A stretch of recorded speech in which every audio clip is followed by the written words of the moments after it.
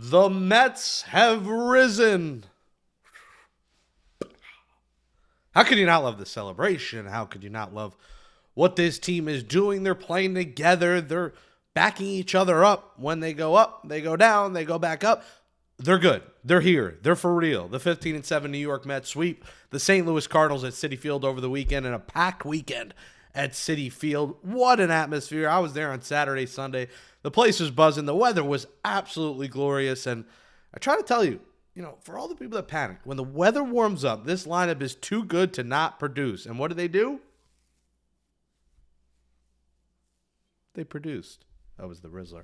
And this is Mets Daily. I'm your host, Jake Brown, at Jake Brown Radio. Make sure you smash that thumbs up on this video right now. Comment below what you think of the weekend at Citi Field. What do you think of the series ahead with the rival Philadelphia Phillies coming to Queens? Well, the boys are hot, and let's go over what happened over the weekend at Citi Field, because there was a lot of fun. There was a lot of activities at the ballpark. First off, Friday, Francisco Lindor with a walk-off homer in the ninth, his 250th career homer, his first Mets walk-off homer. He's had walk-off hits. He hasn't had a walk-off homer.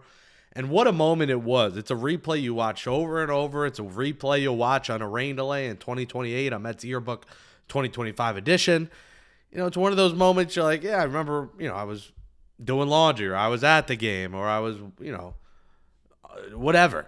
You remember where you were. That was an epic moment. Unfortunately, Gary Cohen not in the call. Thoughts and prayers to Gary and his family losing their dog, Lily.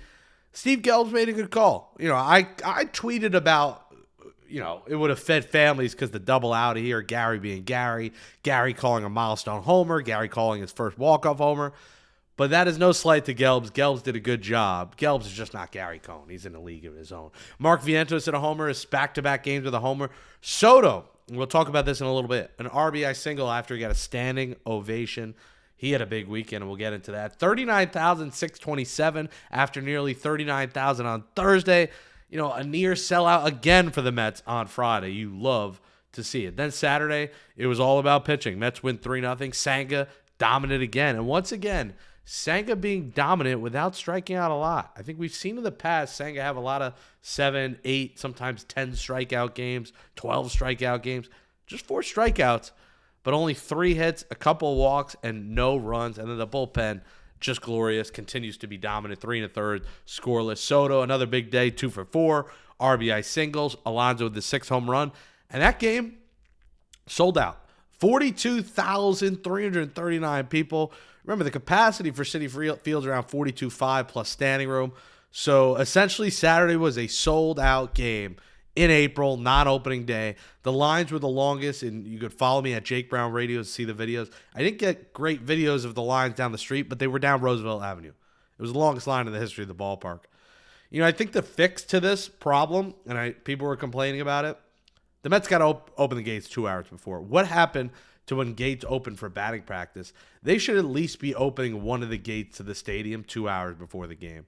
This whole 90 minutes is what causes these problems. It's what causes these lines. That extra 30 minutes is huge because there's, everyone could get there 90 minutes before, but getting there 2 hours before, not everyone's going to do. So you get the diehards there 2 hours before, get them in the building, you make more in concessions. To me, it's a no-brainer, and I think it's something you're going to see change this season because the Mets are realizing, hey, we can't have lines down Roosevelt Avenue.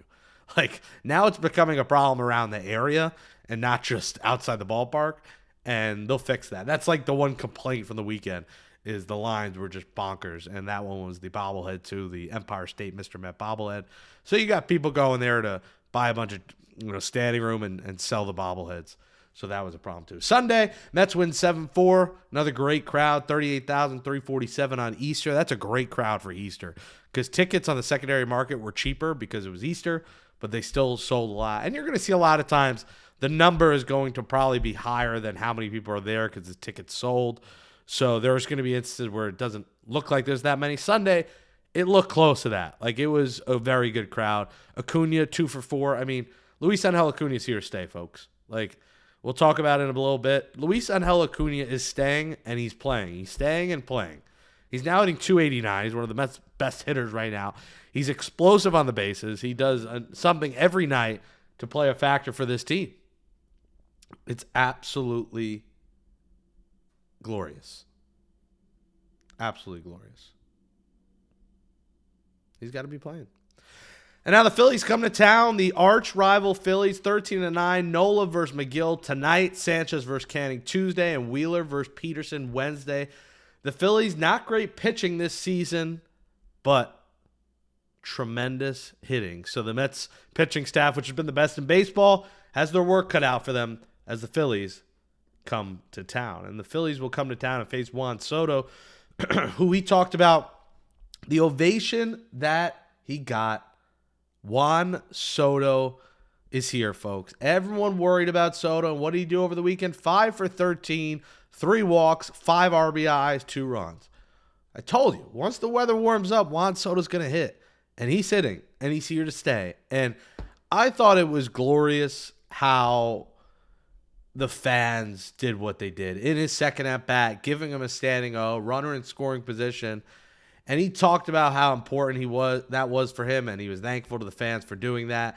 And he, responded with an RBI single, with a big hit to tie the game on Friday. And yes, the bullpen blew it. Braziman closing because Diaz went back-to-back days. But he talked about how important that was. He said it means a lot.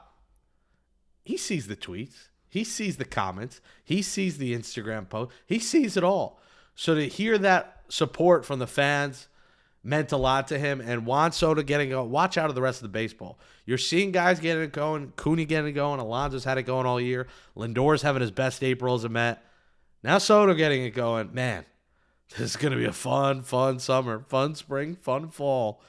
Juan Soto, you're seeing the impact he's having on Alonso, on Lindor in front of him now. The impact he makes to the lineup is a domino effect. We've talked about it over and over. It is a game of dominoes. By the way, I walked past the New York City Domino's, was surprised it's in business, and there were people inside. Anyways, it's a domino effect. He makes everyone around him better, and you're seeing that this weekend, and you're going to see it the rest of the season. So shout out to the Mets fans who did cheer. Listen, I don't think many people booed. I know that was a big story the other night of fans booing. Those are the clowns. Sal Licata is my buddy, so I'm not going to rip Sal on here. He knows that was a stupid thing for him to say. He's not going to call himself out for it, but he knows it was dumb, and it was a strike-up controversy, and that's the station does that. So I'm not going to rip Sal because he's my guy.